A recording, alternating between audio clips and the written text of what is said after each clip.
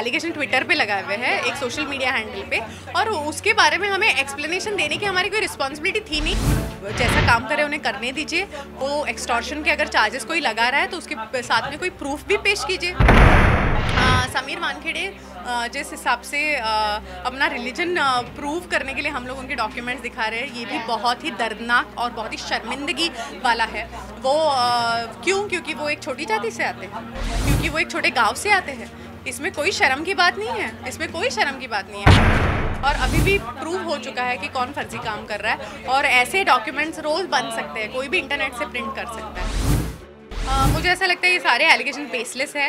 इसके साथ हमने बहुत सारे प्रूफ्स ऑलरेडी हम दे चुके हैं, और ये हमको देने की भी ज़रूरत नहीं थी, क्योंकि ये उन्होंने कोर्ट में नहीं लगाए, एलिगेशन ट्विटर पे लगाए हुए हैं एक सोशल मीडिया हैंडल पे, और उसके बारे में हमें एक्सप्लेनेशन देने की हमारी कोई रिस्पॉन्सिबिलिटी थी नहीं, लेकिन फिर भी हमने दिए। उसके सारे सर्टिफिकेट्स मेरे फादर इन लॉ ने मीडिया के सामने ऑलरेडी पेश कर चुके हैं, लोगों ने वो देखे हैं, और आज भी जनता समीर के साथ है। और अभी भी प्रूव हो चुका है कि कौन फर्जी काम कर रहा है, और ऐसे डॉक्यूमेंट्स रोज़ बन सकते हैं, कोई भी इंटरनेट से प्रिंट कर सकता है। जिस तरह वसूली का उन पे आरोप लग रहा है, उस पे आपका क्या बोलना है? कभी दुबई का नाम आ रहा है सामने, कभी मालदीव्स का नाम आ रहा है सामने। नहीं, मुझे ऐसा लगता है कि एक्सटॉर्शन अगर समीर को करना होता तो कब के कर चुके होते। आज की डेट में उनके जैसे स्पॉटलेस करियर नहीं है। बहुत कम ऑफिसर्स ऐसे हैं जो उनके जैसे ऑनेस्ट काम करते हैं।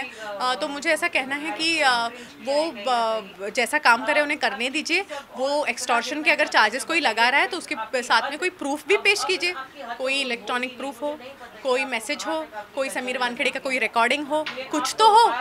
सिर्फ हम ऐसे नहीं बोल सकते। तो वैसे भी मैं भी बोल सकती हूँ हाँ इसने एक्सटॉर्शन किया, उसने एक्सटॉर्शन किया। ये बेसलेस कमेंट्स हैं। आई डोंट थिंक ऐसे बेसलेस कमेंट्स पे किसी ने ध्यान देना चाहिए। ओके, मैम जानना चाहूँगी कि जिस तरह से ये समीर वानखेड़े पे आरोप लग रहे हैं, बहुत सारे आरोप ऐसे लग रहे हैं जो उन पे नहीं ये हो रहा है। सो आप क्या मतलब अगर कोर्ट में जाएगा ये केस तो किस तरह से खारिज हो? समीर जी कभी भी विजिलेंस से डरे नहीं हैं। उन्होंने जो भी ऑनेस्टी से काम किया है वो लोगों के सामने उन्होंने पेश किया है। उनको बार बार सरकार ने मेडल्स देके पुरस्कृत भी किया है।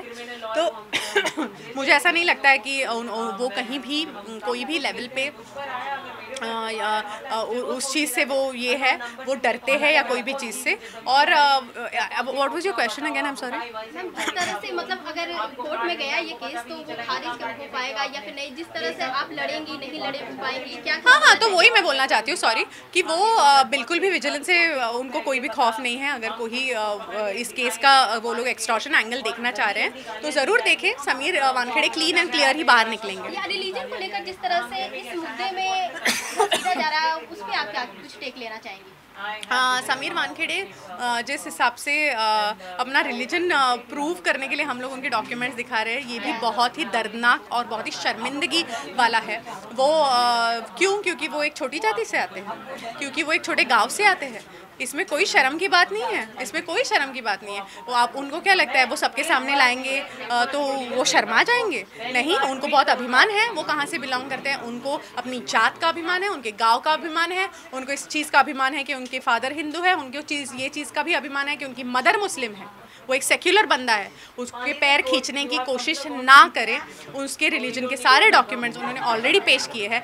यूपीएससी ने अगर उनको एक जॉब पे रखा है तो डेफिनेटली उनकी पूरी जांच की गई है, तभी वो उस पोजीशन पे है। तो इस चीज़ को चैलेंज करना, इसका मतलब अपने सिस्टम को चैलेंज करने जैसा है। इतने बड़े मतलब ऑफिसर को चैलेंज करना और बहुत सारे आरोप को लगाना, क्या कुछ आपको लगता है कि इतने आरोप क्यों लग रहे हैं? मुझे ऐसा लगता है कि ये किसी की सोची समझी साजिश है, जिसका भी फ़ायदा इस चीज़ से होने वाला है कि वानखेड़े जी उस सीट से हट जाए। वो ही कर रहे होंगे, कौन करेगा? और तो इस पे किसको पकड़ते हैं समीर वानखेड़े जी? ड्रगी लोगों को ना।